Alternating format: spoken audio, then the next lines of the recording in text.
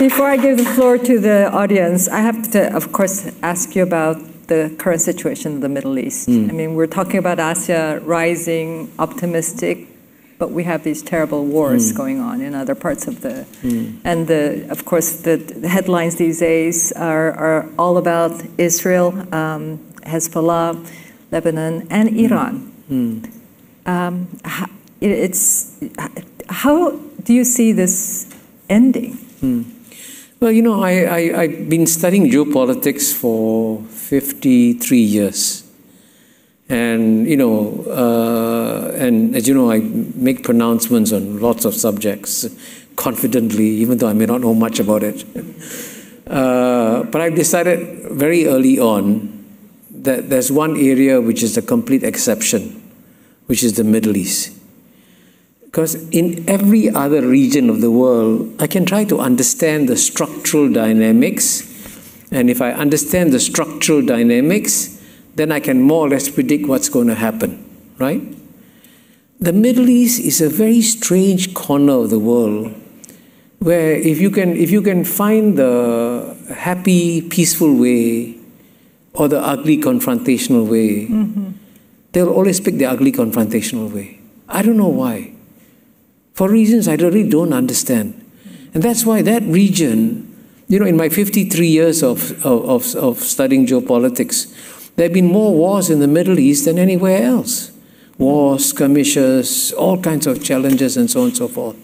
And absolutely no movement towards any kind of regional harmony. It's the exact opposite of ASEAN, the Middle East. And so, but I don't understand this at all. I don't understand what in the cultural DNA of that region leads to the highest level of dysfunctionality. Whereby you cannot even have normal diplomatic relations among many countries. You know, which is the base. The base should be just normal diplomatic relations, especially among enemies. But that cannot be done. You know. Well, I think there's a. And you know, by contrast, just to illustrate this, you know, when I was ambassador here in the UN in the 1980s. I spent my 5 years arguing with the Vietnamese ambassador at every General Assembly, condemning Vietnam for its occupation of Cambodia, 1980s. You know what?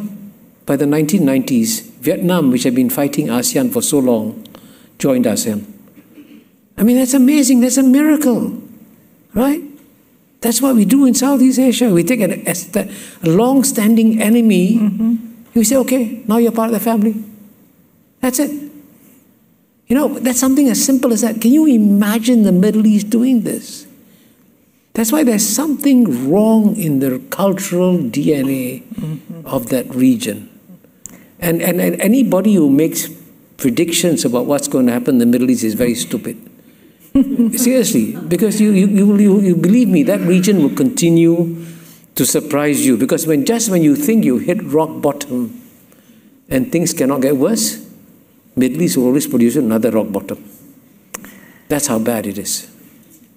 In the meanwhile, I think there's so much resentment and the sense of victimhood on all sides that have become so deep. And so it makes it very difficult to find cool-headedness in the midst of all of that to work towards a solution. But in the meanwhile, you have people being killed. Suffering, yes. Suffering very on sad. a day-to-day basis. So, no, that's a rare moment when Kishore doesn't have an answer. But we have about 20 minutes for you to now ask Kishore questions or provide comments. So, if there are hands raised, I will go to the young gentleman on the fourth row there. Hello, thank you very much. My name is Adam DePico. I'm a student up at Columbia, SIPA. My question is sort of based in the Indo-Pacific. What is clear, the stakes have never been this high with the increased tensions between the US and China. Sorry? The stakes have never been this high with the stakes have never been this high with the tensions which have prevailed in the Indo-Pacific with the US and China. US-China. And my question sort of lies on what more can Singapore play in terms of a role to keep the guardrails of economic stability, given that if any conflict were to emerge, Singapore would no doubt be caught in the crossfires given the choke point of the Malacca Strait. Thank you. Well, you're absolutely right. One of Singapore's biggest concerns is, not just Singapore's biggest concerns, by the way, ASEAN's biggest concerns, is being caught in the crossfire within US and China. And sadly, I hate to make this prediction because sadly many of my predictions about the rise of Asia fortunately have been correct. But this is, I'm going to make an unfortunate prediction that the US-China contest will get worse over the next 10 years. The logic is already built in. It's very clear that, and the United States has been very open about this, that it cannot accept China as a peer. So the United States is going to try and stop China, and China is going to make sure it's not stopped, and that the contest will accelerate over the next 10 years. It's going to affect all of us. And so what the best that we can do is for ASEAN to stay united, and for ASEAN to send a very clear message, which it has, by the way, so far, to say that, hey, we want to be friends with the United States, we want to be friends with China, we don't want to take sides. This is a contest within the two of you, but we don't want to be, get involved in this contest. And so far, that message seems to be understood in Washington, D.C. and in Beijing. And ASEAN, by the way, also does practical things to make sure that both sides understand that we want to be friends with both. So in the case of China, ASEAN's trade with China was only $40 billion in the year 2000.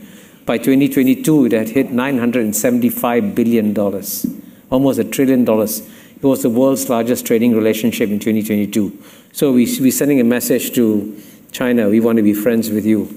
And on the investment front, United States has invested more in Southeast Asia than in China, Japan, South Korea, India combined. So we are telling Americans, we want you here. We want to be your friends. So that's the message that we in ASEAN are sending, and we try to be as clear and consistent about it, and we hope that that registers in both Beijing and Washington, D.C., and that they won't force the ASEAN countries, including Singapore, to take sides.